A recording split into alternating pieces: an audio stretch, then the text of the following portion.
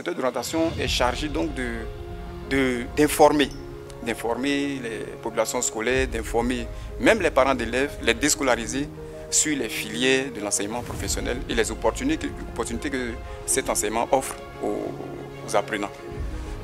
Malheureusement, comme vous le dites tout à l'heure, ces inspecteurs d'orientation sont en nombre suffisant, souvent 2 pour des vastes zones, 8 pour des très vastes zones.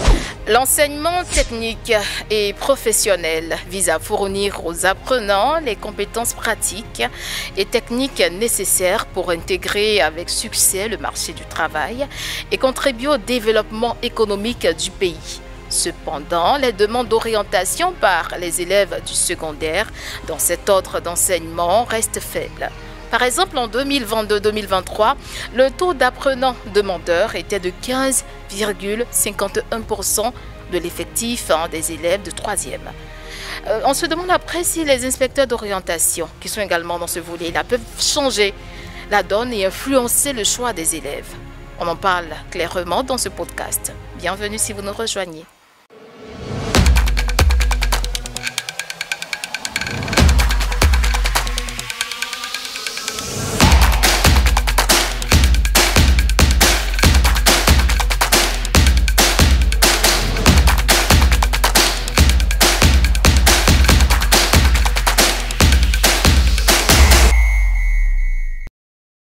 Eh bien, vous êtes sur Alerte Info News et vous faites très bien. Merci de rester connecté jusqu'à la fin parce que dans ce sujet ou sur ce sujet, de très belles choses seront dites. Nous recevons M. Amadou Sioko. Il est inspecteur d'orientation, secrétaire national du SIGNOSI. SIGNOSI, entendez donc, syndicat national des inspecteurs d'orientation de Côte d'Ivoire. M. Sioko, bienvenue, vous allez bien? Très bien. Bonne et heureuse année, on ne s'est pas vu, hein. Merci beaucoup. C'est un plaisir. Le vœu le meilleur. Oui, merci. En mon nom propre et au nom de l'ensemble des inspecteurs d'orientation de Côte d'Ivoire. Merci bien. 2025 donc, apporte la santé dans un premier temps et la promotion. En tout cas, nous, on reçoit tous ces vœux-là. Alors, on parle d'enseignement technique, professionnel. Mais déjà, de manière générale, quelles sont les appréhensions, on va dire, des apprenants ou la perception, c'est cela, la perception des apprenants sur ce type de formation-là, d'enseignement? Tout net, il faut le dire, la perception, elle est péjorative, elle est négative en ce qui concerne donc la formation professionnelle au niveau des apprenants. Et cela ne date pas d'aujourd'hui. Depuis des années, je pense que le commun des mortels a toujours pensé que l'enseignement professionnel est la voie de ceux qui ont échoué, la voie de ceux qui se cherchent, en tout cas un chemin par tous les moyens au niveau donc, du système éducatif. C'est vraiment des préjugés sur lesquels il faut travailler aujourd'hui ardemment avec les inspecteurs d'orientation. C'est vrai, vous avez dit, hein, ces préjugés-là sont basés en fait sur le caractère échec au niveau de l'enseignement général, donc on bifurque. Mais est-ce qu'il n'y a pas d'autres raisons? Il peut y avoir d'autres raisons, effectivement. Pourquoi en fait il y a cette perception péjorative, comme vous avez dit? Oui, la perception péjorative vient du fait, par exemple, que tout le monde tout de suite fait plutôt la promotion donc, de l'enseignement classique avec l'enseignement général. Tous les parents veulent que leurs enfants soient au général, la seconde A, la seconde C, parce que pour ces parents-là, ce sont ces branches-là de formation, ces branches d'enseignement qui font, j'allais dire, qui garantissent mieux l'avenir de leur progéniture. Voilà. Et donc, lorsque vous avez affaire à des apprenants des classes de 3e et que vous leur faites donc le schéma de ces formations, déjà même dans la salle dans laquelle vous êtes, déjà vous sentez déjà que les élèves entre eux commencent à rigoler entre eux. Toi, tu vas faire l'enseignement professionnel parce que toi, tu n'es pas fort. D'accord. Voilà. Alors que, effectivement, comme je l'ai dit tout à l'heure, certainement que dans la suite, nous allons dire quelle perception faut-il avoir sur l'enseignement professionnel. Mais après, est-ce que ce n'est pas par manque d'information? Est-ce qu'ils sont vraiment nécessairement ou bien suffisamment formés ou informés? Merci beaucoup. Vous voyez, L'arrêté 2013-453, qui avait été pris alors par le ministre Dosso Moussa, ministre d'État alors donc, au niveau donc, des affaires sociales, de la formation professionnelle, décline les missions de l'inspecteur d'orientation au sein de ce ministère. En son article 2, en son premier alinéa, l'inspecteur d'orientation est chargé donc d'informer les populations scolaires, d'informer même les parents d'élèves, les déscolariser sur les filières de l'enseignement professionnel et les opportunités que cet enseignement offre aux apprenants. Malheureusement, comme vous le dites tout à l'heure, ces inspecteurs d'orientation sont en nombre, j'allais dire, insuffisant, parce que là, il faut vraiment le dire tout net. Dans ces établissements de l'enseignement professionnel, dans les départements, donc, j'allais dire les directions régionales d'enseignement professionnel, souvent 2 pour des vastes zones, 8 pour des très vastes zones, alors que l'enseignement professionnel puise ses potentiels apprenants au niveau donc, de l'éducation nationale. Si nous avons 3 ou 4 pour des régions, quand je prends la région par exemple de Bondoukou, mais elle s'étend sur des villes des centaines de kilomètres pour 3 ou 4 inspecteurs d'orientation. Sans aucun moyen, ceux-là sont appelés donc à rencontrer l'ensemble des élèves des classes de 3e à l'effet donc de vendre donc les filières de l'enseignement professionnel technique. Donc vous convenez hein, que les sujets ne sont pas... Il va sans dire nécessairement que ces enfants-là, ces apprenants-là n'ont pas la bonne information, ne sont pas du tout informés même, dans leur grande majorité, de l'existence même de ces filières. Voici un peu une première difficulté ou une seconde difficulté que nous voulons encore relever à ce niveau. Alerte Info News, justement, est là pour informer, hein, pour ceux qui vont regarder les capsules. Quelle est la bonne information que ces personnes n'ont pas? Oui, la bonne information que ces personnes n'ont pas, c'est que la formation professionnelle, tout comme au niveau de l'enseignement général, offre des possibilités à tout apprenant, en tout cas d'exercer une profession, d'exercer un métier. Et comme le dit l'adage, il n'y a pas de sous-métier, il y a des sortes personnes. Alors donc, nous pensons que, et au niveau de l'orientation, nous disons que chacun a sa voie. Chacun est forcément bon quelque part.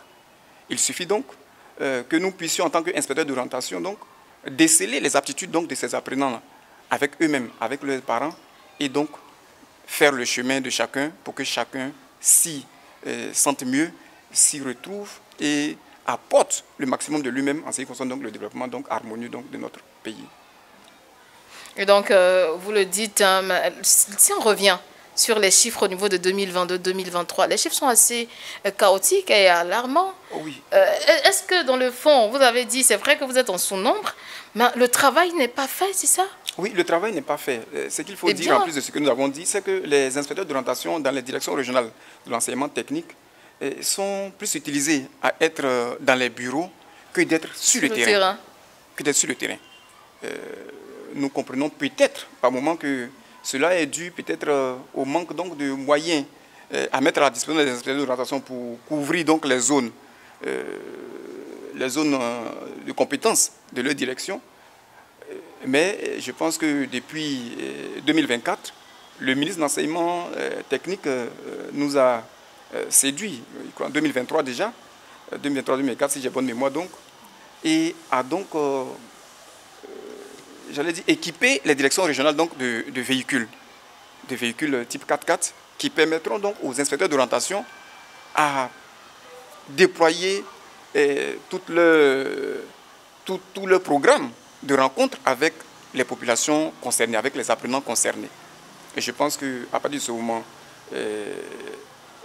le maximum d'élèves pourra être informés, mieux informés, et nous pensons pouvoir donc inverser les tendances. Comme le dit chaque fois Monsieur le ministre de l'enseignement technique, d'ici 2030, il va falloir donc inverser donc les tendances, faire en sorte que l'enseignement technique et professionnel engorge le maximum d'apprenants que l'éducation nationale. Est-ce qu'on ne craint pas une disparition totale de l'enseignement général? Non, il faut dire qu'aujourd'hui, le 3e millénaire, aujourd'hui, c'est la pratique. C'est la formation professionnelle aujourd'hui. Et parce que l'aboutissement, c'est cela. c'est cela. On va à l'école pour travailler. C'est cela. Par L'aboutissement, c'est vraiment le travail. C'est vraiment le travail. Qu'est-ce que nous pouvons faire de nos 10 doigts? Et donc, je pense que nous partageons la vision de M. le ministre sur cette question. Et pas plus tard que avant-hier, nous étions à une cérémonie de présentation de vœux avec M. le ministre qui disait que pour cette année, en tout cas, la vision est de prendre l'effectif donc à un pourcentage nettement plus élevé que celui des années passées. Donc, nous avons donc des propositions à faire sur le sujet. Et lorsque nous serons donc appelés, puisque nous avons fait des demandes d'audience, nous pourrons donc nous prononcer auprès donc des décideurs sur cette question. Moi, je souhaite qu'on revienne sur votre contribution clairement pour changer la donne. Comment, de manière pratique, cela se fera? Oui, de manière pratique. Aujourd'hui, ce qu'il faut reconnaître, c'est que si nous voulons laisser le gros du travail dévolu à l'inspecteur d'orientation, donc qui est d'informer, d'encadrer donc les apprenants, nous allons nous rendre compte à l'évidence que le nombre d'inspecteurs d'orientation affectés au ministère de l'enseignement technique, de la formation professionnelle et de l'apprentissage est insuffisant. Ce que nous proposons, c'est une mutualisation donc de nos énergies. La mutualisation donc va concerner donc l'enseignement, ceux qui sont donc à l'éducation nationale et ceux qui sont donc à l'enseignement technique. Tout le monde mis ensemble, après donc des séminaires de formation, à l'effet donc de former donc les inspecteurs d'orientation de tout ordre d'enseignement sur les différentes filières qui s'offrent à tout élève, que ce soit au niveau de l'éducation nationale ou au niveau de l'enseignement technique et professionnel. Dès lors que cela est fait pour nous, donc un calendrier commun peut être élaboré et permettre donc aux inspecteurs d'orientation, dans leur ensemble, de rencontrer le maximum d'élèves demandeurs d'orientation, c'est-à-dire les élèves de 3e pour ce qui est donc de l'enseignement technique et professionnel, et des élèves de 3e et de terminale pour ce qui est de l'enseignement de l'éducation nationale, de l'alphabétisation et de l'enseignement technique, la formation professionnelle, l'apprentissage. Donc c'est à partir de quelle classe on peut bifurquer? À partir de la 3e? À partir de la 3e. Lorsqu'il y a orientation? À partir de la 3e, lorsqu'il y a orientation, parce que c'est un palier d'orientation pour nous. Okay. À partir de la 3e. Les voies vont s'ouvrir. Il y a la voie de l'éducation nationale, à seconde série, la voie de la formation professionnelle, l'enseignement technique et autres. Il y a combien de séries au niveau de 9 séries. 9 séries. Et maintenant, à côté de tout cela, il y a l'enseignement professionnel qui regorge donc plusieurs métiers. Les fiches signalétiques de ces métiers sont innombrables. Quels métiers? Les tout petits? Les petits métiers ou non, les métiers. Les métiers génie civil, au niveau des bâtiments, les métiers de la pêche, de l'hôtellerie et autres. En tout cas, les métiers sont vraiment nombreux à ce niveau. Tout à l'heure, vous étiez en train de déployer ou étaler vos éventuelles actions pour résoudre en fait ce problème. Et est-ce à dire que si cela est fait, le pourcentage sera revu, les élèves s'orienteront plus vers ce type d'enseignement? Forcément, si cela est revu, il y aura un nombre important d'élèves demandeurs pour l'enseignement professionnel. D'abord, au niveau de l'information, comme je l'ai dit, l'information ne passe pas. L'information ne passe pas parce que nous sommes en nombre insuffisant au niveau de l'enseignement technique. Deuxièmement, la procédure elle-même n'est pas tout aisée pour des enfants, pour des apprenants en classe de 3e. Parce qu'il faut aller sur un site, R6, j'allais dire, R6, aller sur ce site, aller faire la demande. Ça veut donc dire qu'il faut la couverture du réseau Internet. Il faut beaucoup de moyens pour que, effectivement, les apprenants puissent s'intéresser à cela. Voilà. Alors donc, si l'information passe et que nous penchons du côté donc du système d'inscription ou de demande, comme ça a été par le passé au niveau de l'éducation nationale, il y a certes le système informatique, mais aussi la paperasse, qui permettent donc aux enfants donc de toucher le papier, donc de renseigner pour que les adultes ou les professionnels puissent donc insérer les données et donc de grossir donc le nombre de demandeurs. Est-ce que vous impliquez les parents? Parce que je me dis que les choix des enfants ne se font pas seuls. Il y a une influence parentale.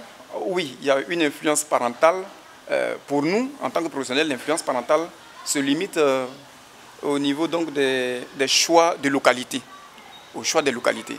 Parce que pour un apprenant de 15, 16, 17 ans, lui-même, il ne peut pas décider de lui-même pour une filière qui peut être enseignée par exemple seulement à Gagnoa, pendant que lui-même, il se trouve à Odiené, dit que je m'en vais à Gagnoa.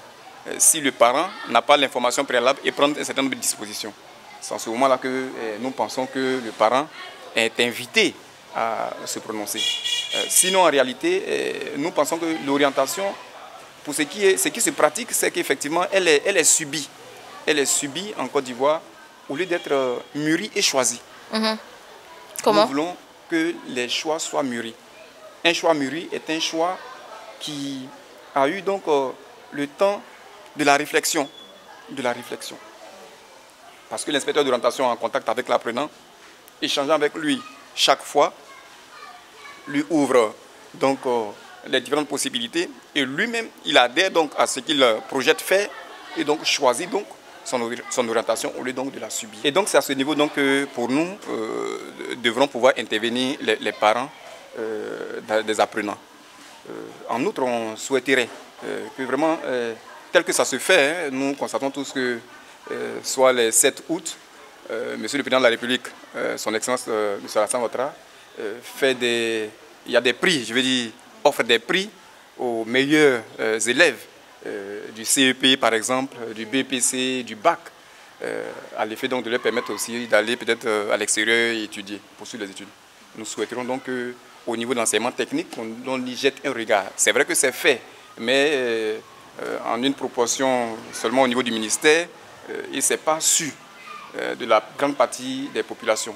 Si le chef de l'État lui-même, au niveau de ses célébrations nationales, peut aussi offrir des bourses, des prix d'excellence aux meilleurs des BT, les brevets de techniciens, des CAP, les certificats d'aptitude professionnelle et autres, au niveau de l'enseignement technique, je pense que la population aussi va essayer de revoir. Donc ça va inciter, en fait, les autres à s'orienter. Tout à fait, à s'orienter aussi dans ces filières. C'est maintenant clair. Merci bien, Monsieur Seoko Amadou. Je rappelle que vous êtes secrétaire national du SIGNOSI, du syndicat national des inspecteurs d'orientation de Côte d'Ivoire. Merci d'avoir accepté notre invitation. C'est nous qui vous remercions. Je vous en prie. En tout cas, le plaisir est vraiment énorme pour nous chaque fois que nous avons l'occasion de nous prononcer sur notre rôle, nos missions. Oui, certainement. Au sein du système éducatif. Plaisir partagé. Alors à vous, hein, chers internautes, c'est un point final que nous mettons à ce podcast. Merci de nous avoir accordé votre précieux temps. Surtout, likez cette vidéo, partagez-la et aussi activez la cloche de notification. À bientôt.